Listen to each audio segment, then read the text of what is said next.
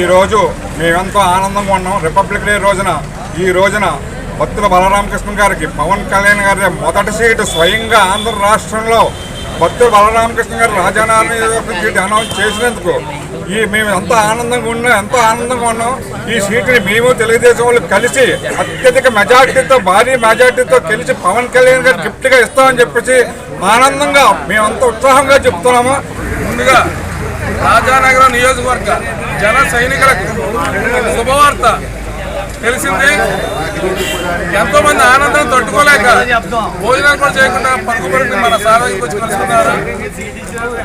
దీనికి ముందుగా చెప్పవలసిందంటే అనుభవైన మన మాజీ ముఖ్యమంత్రి గారు నారా చంద్రబాబు నాయుడు గారికి కృతజ్ఞతలు చెప్తున్నాం. ఎందుకంటే రాజానగరం సీటు జనసేనకి ఇవ్వడానికి ముఖ్య పాత్రధారి చంద్రబాబు నాయుడు గారే అనుకుంటున్నాం. ఎందుకంటే మా నాయకుడు పవన్ కళ్యాణ్ గారు కోరగానే మొట్టమొదటిసారిగా రాజానగరం రాష్ట్రంలో ముందుగా రాజానగరం సీట్ని ప్రకటించడం, అలాగే బత్తుల బలరామకృష్ణ గారి నాయకత్వాన్ని ఆయన బలపరచడం మాకు చాలా సంతోషంగా ఉంది.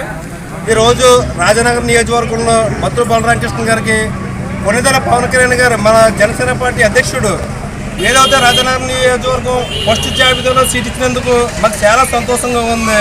అలాగే బత్తుల బలరామకృష్ణ గారిని రాజానగరం నియోజకవర్గంలో 50,000 ఓట్ల మెజార్టీతో నెగ్గిస్తామని చెప్పేసి రాజానగరం నియోజకవర్గ జనసేన పార్టీ తరఫున నేను మాటిస్తున్నాను.